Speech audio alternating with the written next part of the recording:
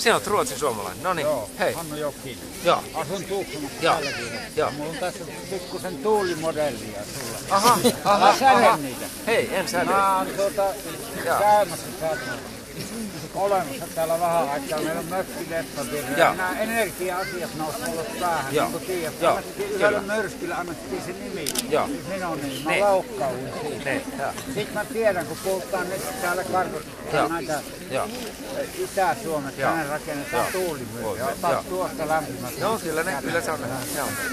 No joka tapauksessa niin tämä on ihan ihmeellistä, että on annettu Suomessa energiayhtiöille kaikki sama valta.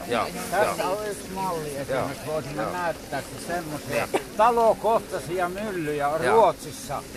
Siis ei myllyjä, kaikki luulevat, että ne on ropelia, mutta tämä on semmoinen, missä on lavat. Tiedän näitä, minkä muotoisia. Sitten kun puhutaan energiapolitiikasta, niin okei, meidän saatte aina ottaa mallia Ruotsista. Mutta tässä asiassa, niin esimerkiksi, no se oli sinun kilpakumppani Paavo Väyrynen, joka otti tämän asiaksi, että presidentti olisi pitänyt puuttua tähän energiatilanteeseen, kun oli minun mielestä kansallinen hätätilanne. Vanhoja ihmisiä mökeissä, joilla oli vaihdettu sähkölämpö. Kyllä. Minä en onneksi laittanut meillä puulämmitys siellä, mutta kuitenkin niin tämmöinen riipasee. Ja silloin pitäisi melkein Ruotsista otetaan puolustusvoimat käyttöön. Mä voisin tämän sanoa tuossa. No niin, vähän tätä keskustelun teemoja, eli tässä herra, joka on Ruotsin suomalainen, puhuu sen puolesta, että yksityisissä taloissa olisi hyvä olla näitä uusiutuvia energialähteitä. Hänellä oli tässä näitä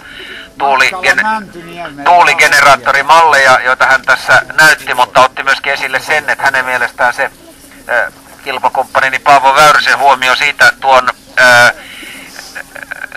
luonnonkatastrofin jälkeen, myrskyjen jälkeen, kun nämä sähkölinjat vaurioitui ja monet ihmiset jäi esimerkiksi sähkölämmitetyn talon vangeiksi, sitten jotkut vanhukset eivät päässeet liikkumaan ja näin poispäin, niin että tällaisessa tilanteessa myöskin puolustusvoimia voitaisiin käyttää. Ja tämä oli kyllä minunkin kanta, että meillä voisi olla sellaisia joukkoja ja sellaista osaamista, joka näissä kriisitilanteissa myös puolustusvoimien puolelta antaisi virka-apua ennen kaikkea niin, että nämä niin kuin yhteydet eri taloihin saataisiin liikenne kulkemaan ja näin poispäin ja sähköt toimimaan. Puolustusvoimillahan on generaattoreita ja tällaista, jota sitten maatiloille joissakin tapauksissa esimerkiksi on toimitettu, mutta muutakin tämmöistä apua voitaisiin hyvin antaa. Terve. No niin, kysy. Purvalaista poliittista. Selvä. Hyvä. Sanoiko suomeksi vai englanniksi? Sano suomeksi. No niin, täällä on Burmasta kotoisin oleva pakolainen, joka kysyy, että mitä Suomi voisi tehdä Burman poliittisen tilanteen edistämiseksi. Ja kaikkihan tietää, että Burmassa on ollut juntta, siellä on paljon mielipidevankeja. Aung San Suu Kyi on vapautettu, tämä oppositiojohtaja, ja Yhdysvallathan harkitsee myöskin nyt kai diplomaattisuhteiden tekemistä Burman kanssa. Ja minusta on hirveän tärkeää, että Suomi ja Euroopan unioni nyt, jos tämmöinen vapauden pieni tuulahdus on tuolla Burmassa, niin alkaa aktiivisesti tukea sitä, että saataisiin demokratia Burmaan, saataisiin ihmisoikeudet Burmaan, myöskin loput poliittiset vangit siellä vapautettua. Ja tässä on myöskin tärkeää, että se Aasian maiden yhteisö toimisi näiden ihmisoikeuksien puolesta, ja silloin aina kun me ollaan muiden Aasian maiden kanssa tekemissä, Burman naapurimaiden, niin koittaisiin heitä tukea siinä, että he ottaisivat nämä asiat myöskin aina burmalaisten kanssa esille. Useinhan Kiina on se, joka pystyisi myöskin vaikuttamaan aika vahvasti Burman asioihin, että on tärkeää, että tätä ottaa esiin. Ja mä olen, kun Suomessa on jotain näkyviä pakolaisryhmiä ja sitten näkymättömiä, niin mä aina sanonut, että me ei huomatakaan, että Suomessa on satoja burmalaisia, jotka on tänne aika hyvin maastoutuneet, olette hyvää työtä Suomessa tehneet ja toivon myös, että monet teistä voi sitten, kun demokratia tulee, niin voitte omaa maatanne myöskin olla rakentamassa ja tukemassa, ja jotkut varmaan sinne myöskin haluavat palata, että nämä on tärkeä mahdollisuus pitää yllä, ja mä uskon, että tämä Suomen ja Burman yhteistyö sitten tulevaisuudessa, kun Burmasta tulee demokraattisempi ja vapaampi, niin alkaa toimia myöskin paremmin.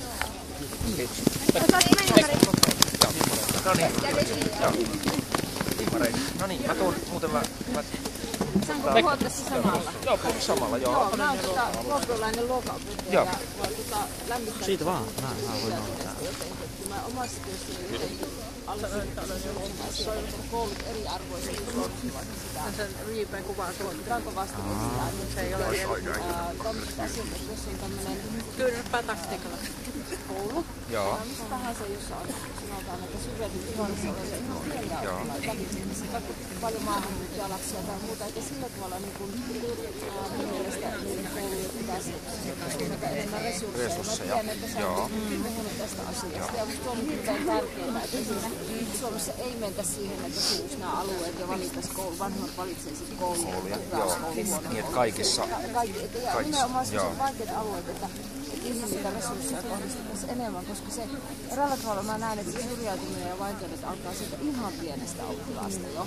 Et sitten tulipalo on jo alkanut, kun se lapsuudessa on murrosiässä vaikka. Eli taas tullaan siihen ennaltaehkäisevään toimiin. Nyt kun kunnat säästää ja valtiolla apurahaa kunnille rahaa, niin jollakin tavalla esimerkiksi luokkakoko on hirveän tärkeä, että opettajalla on aikaa sille oppilaalle, eli se oppilas ei jää yksin.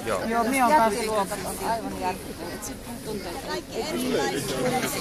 se, että minä olen tosiaan opettajakorkeakoulussa ja lähtenyt opettamaan näitä nuoria. Kyllä just tosiaan toi ennaltaehkäisevä näkökulma ilman muuta. Se saisi siihen niin kuin sen.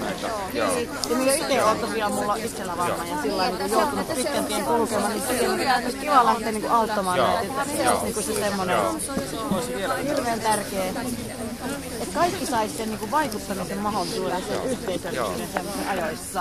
Tässä tuli vielä tärkeitä asioita lasten syrjäytymisen ehkäisystä. Tässä oli 2 opettajaa liikkeellä niissä asioissa. Eli ensinnäkin toivottiin, että sieltä ihan alaluokilta asti jo autettaisiin ja estettäisiin syrjäytymistä ja myöskin toivottiin, että ei tulisi alueet kaupungeissa ja koulut eivät eriytyisi sillä tavalla, että johonkin kouluihin keskittyy nämä ongelmat ja vanhemmat sitten alkaa sijoittaa lapsiaan toisiin kouluihin ja vähän niin kuin pakenemaan näitä ongelmia, että nämä jakautuisi tasaisesti myöskin esimerkiksi maahanmuuttajalapset ja ei tapahtuisi tämmöistä alueellista syrjäytymistä. Nämä ovat tärkeitä asioita kaikki ja myöskin, että nuoret saisi tukea näissä eri vaiheissa. Me ollaan nähty tässä esimerkiksi maahanmuuttajalasten kohdalla, että tulee semmoisia lähiöitä sitten tai alueita, minne monet keskittyy ja nämä ongelmat kasvaa. Ja myöskin nämä opettajat tässä otti tämän luokkakoon merkityksen esille, että luokkakoot ei saisi olla liian suuria, jolloin opettajilla olisi aikaa paremmin kaikille lapsille.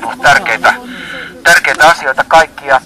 Nyt tässä mun avustajat sanoo, että lähtö koittaa. Me lähdetään vielä tonne Joensuun suuntaan.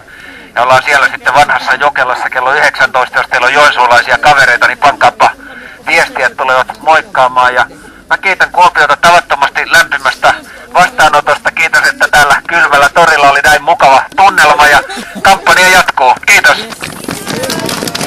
Anteeksi, otetaan vielä nimmaria. No niin. Ai sähänkö sä kirjoittaa? No niin.